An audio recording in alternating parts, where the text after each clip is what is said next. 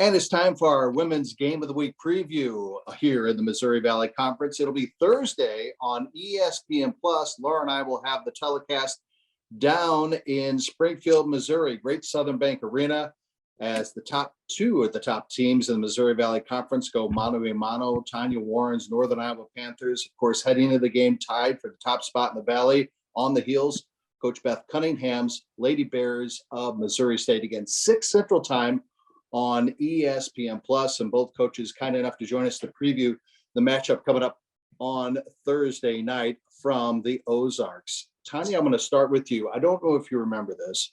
The first time you and I met was right at the beginning of your career in Cedar Falls. We actually had to do an interview for the preseason basketball special. If you remember, it was before a Northern Iowa, Southern Illinois football game at the UNI Dome. Now, I bring that up because I lead this into that. Since that time moving forward, which was, again, at the beginning of your career, there's been a lot of games coached. There's been a lot of victories over the years. You're heading into some milestone territory as we get ready for this game and for the rest of the season.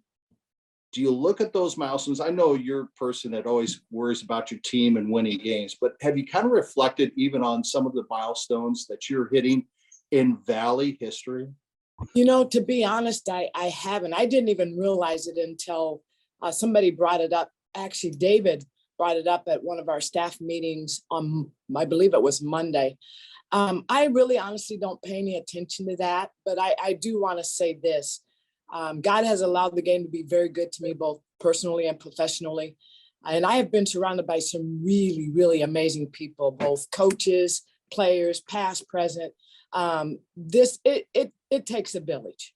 And this has never been about me. And I'm just extremely grateful and very thankful to have been able to have an opportunity to coach here and to coach in this really, really great league.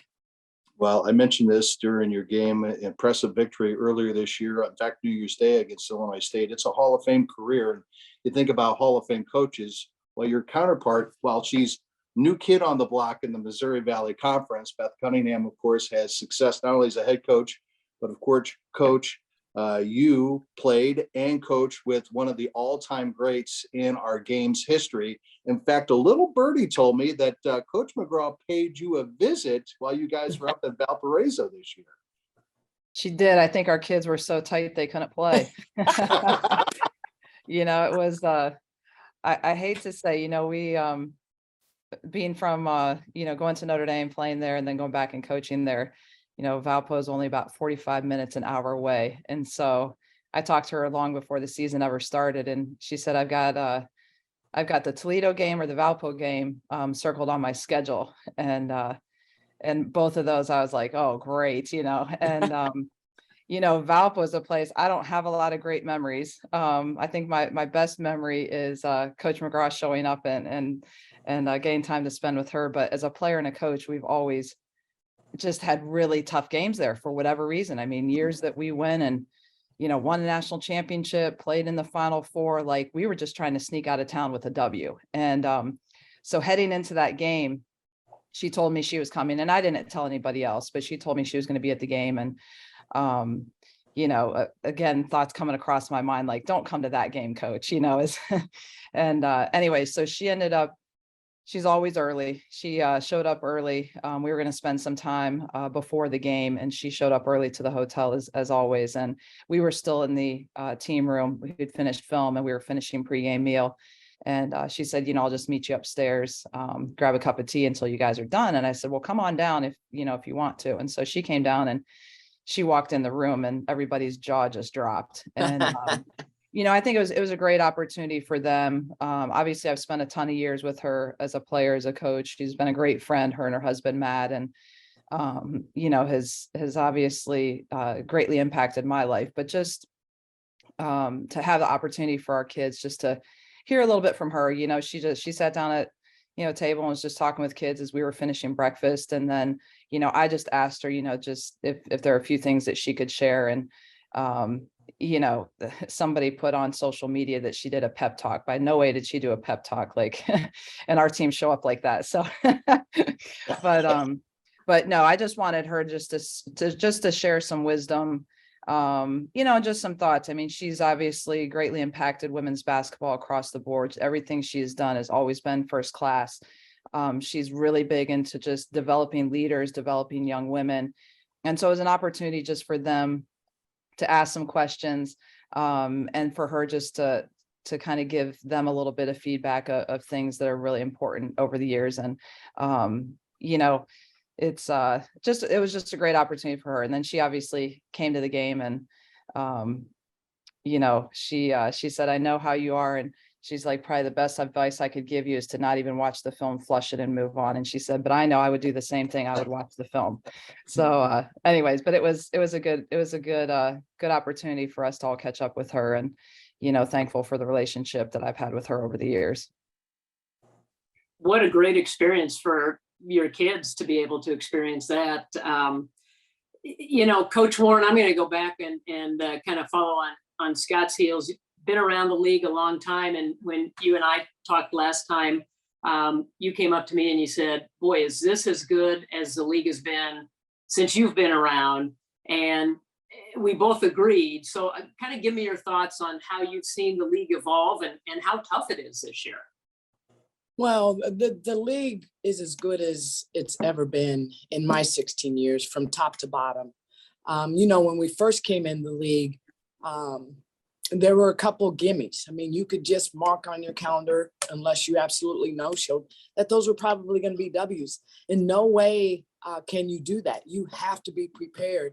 And if you can sneak a couple on the road, that's a good thing. But you have to be able to take care of business at home. But I think the coaches, we have great coaches. I think we have really good players that develop throughout the course of their career, which allows our league to stay extremely talented, because coaches do a terrific job of developing. And then you're starting to see, especially with the portal, I mean, we're starting to get some really good transfers, one-year kids, athletic kids that you didn't see in the past that wanted to come to this league. And now you're starting to see that. So a lot of things have changed, and the portals had a little bit to do with that as well. Coach Cunningham, you've been in several different leagues and seen how basketball plays in those leagues. How would you compare your experience so far here in the Valley to some of the other leagues that you have coached in? Yeah, well, no different other than, it's another really, really competitive league, like Tanya talked about. I mean, top to bottom, night in and night out. I think, people, our media has said, "Wow, did you see such and such score tonight?" And, look at the scores across the league. Does that surprise you? And as a coach, like I say, no, right.